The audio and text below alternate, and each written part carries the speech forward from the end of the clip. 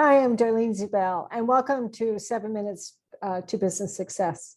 In this little session, I'm going to talk about what's in a strategic plan or a business plan. To me, it's the same thing. If you're in business already, it's called a strategic plan. If you're not in business, it's called a business plan. But I've launched businesses with, the 50,000 page plan, which honestly was way overkill. And today I launch businesses with a one-page plan, and then I continue my strategy every year, updating a strategic plan. I'm going to share with you what goes in those plans. Basically, what's in a plan, if it's a strategy or a brand new business plan, who are you selling? Who's the ideal customer? Describe it in detail. If it's a business you're selling to, a consumer you're selling to, describe. You're always selling to people. Then you have to describe why they're buying, what it is that you're selling. If there's no market for what you're selling, go back and watch my video on when to raise money.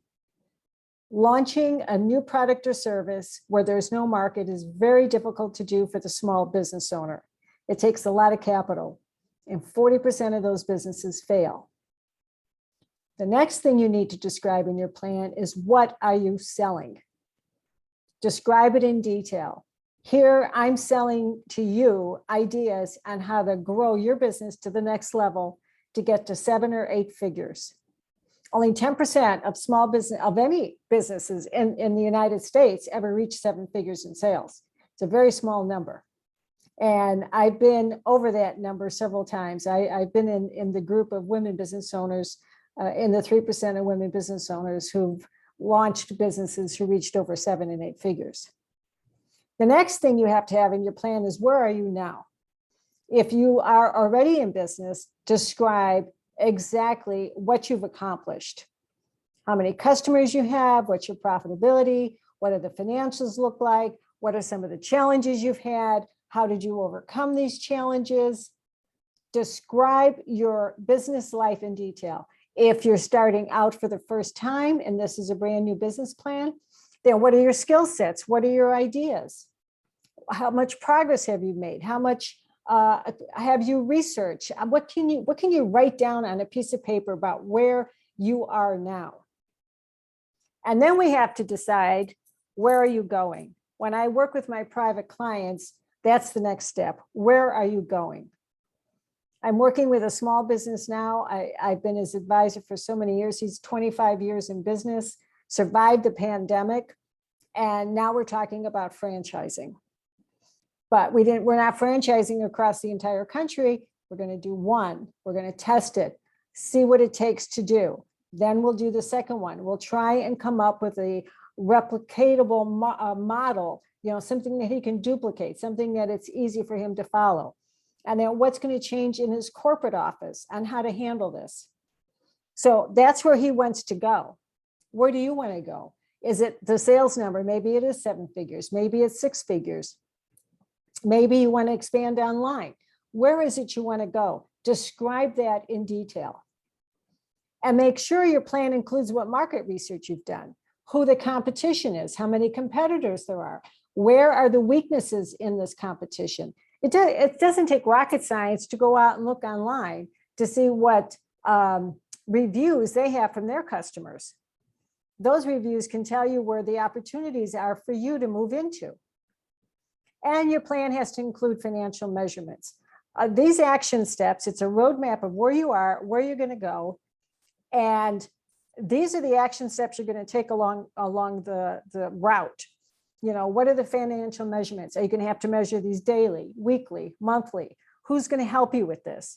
How many people do you need to help you with this? Are you going to outsource it to contractors or companies that can manage your books, help you create Excel spreadsheets? How are you going to measure your success? And that's how you're going to know you got where you want to go. Was it successful? Was it profitable? What's the financials look like? This all boils down to 3 basic things. What it is you're selling, who it is that who's buying it, and what do the financials look like around it. From there, you can build the steps on what it's going to take to do to get there. And those steps each you should develop some way to measure whether that step was successful or not. There's so many tools, toolkits, books you can follow, people who sell business planning and strategic planning tools.